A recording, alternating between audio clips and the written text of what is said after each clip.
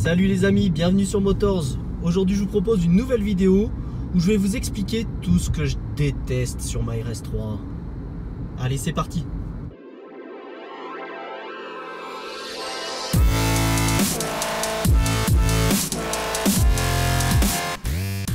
Oh, this you crazy mother.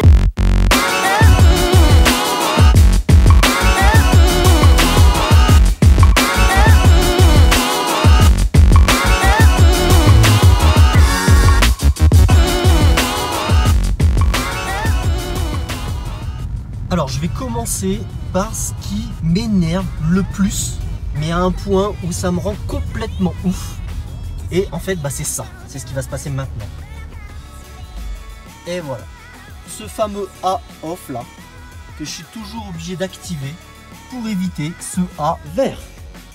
Ça c'est insupportable, c'est le fameux start and stop. Et franchement quand on a ce genre de voiture, être obligé à chaque fois qu'on démarre de désactiver ce start and stop, c'est vraiment l'enfer.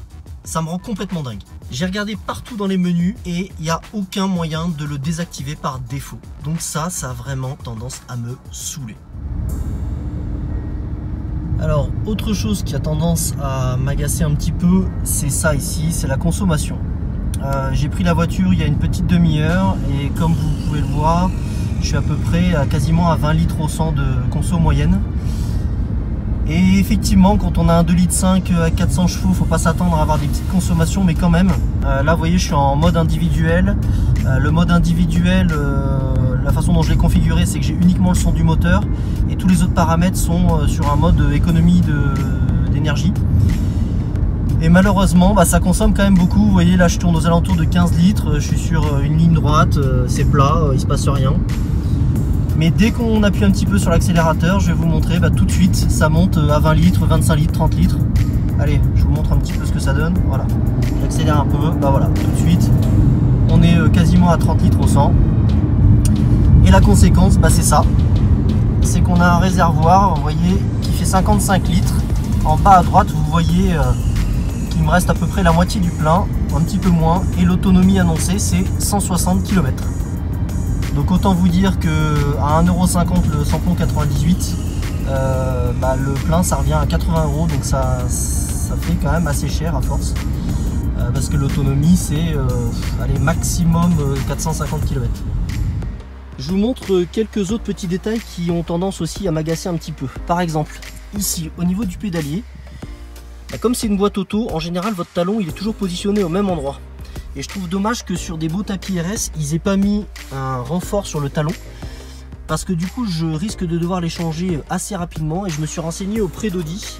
Et les tapis, ils se changent par 4. Et c'est plus de 500 €. Donc ça fait quand même un budget juste pour des tapis. Donc je trouve ça vraiment dommage. Autre point aussi, c'est les rangements. Je vous montre. Par exemple, côté conducteur, il n'y a aucun rangement sous le siège conducteur. Donc ça, c'est un peu dommage. Donc on se dit, bon, c'est pas grave, au pire. On va aller mettre les rangements côté passager. Donc côté passager, il y a une boîte à gants. Sauf que regardez la taille de la boîte à gants, elle est ridicule. Elle est minuscule. J'ai le carnet d'entretien, une paire de lunettes, un parapluie, il n'y a plus de place. Donc on peut se dire, c'est pas grave, on n'a qu'à ranger sous le siège passager. Parce qu'il y a un rangement. Sauf que sous le siège passager, c'est le kit de survie. Donc super, Audi d'avoir mis un kit de survie, c'est très bien. Sauf que du coup, on n'a plus de rangement. Donc le seul rangement qui reste, c'est dans la coudoir. Et dans la coudoir, vous allez tout ranger, sauf que du coup, vous pouvez plus utiliser la recharge sans fil pour le portable. Ou alors, vous mettez toutes vos clés sur vos portables. Ce que moi, j'aime pas trop faire.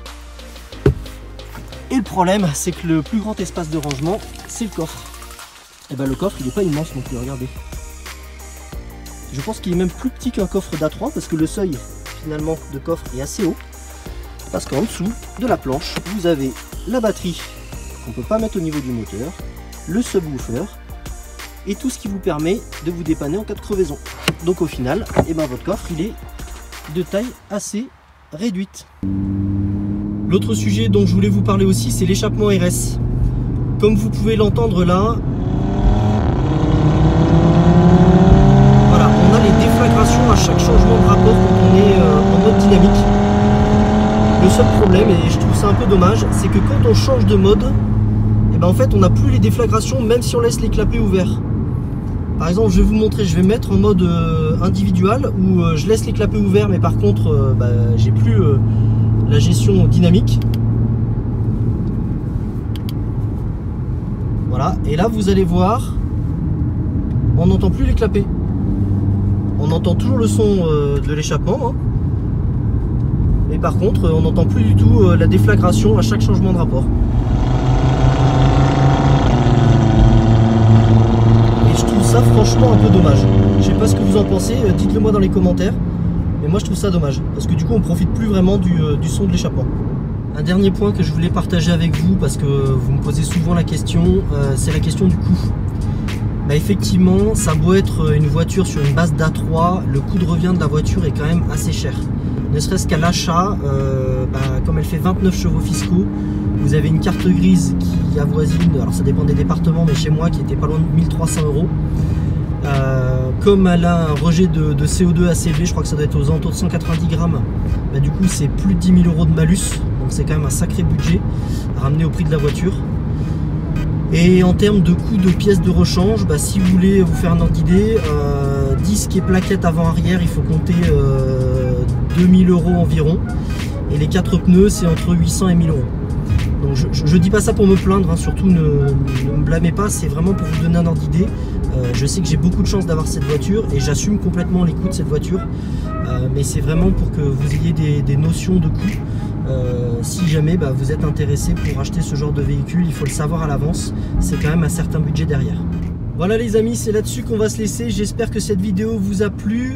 Bon, vous avez compris que c'était en mode un peu décalé, hein, bien sûr. Vous avez compris que j'adorais cette voiture. Je voulais juste vous montrer les quelques petits détails voilà, qui m'agacent un petit peu, mais franchement, il n'y a rien de méchant.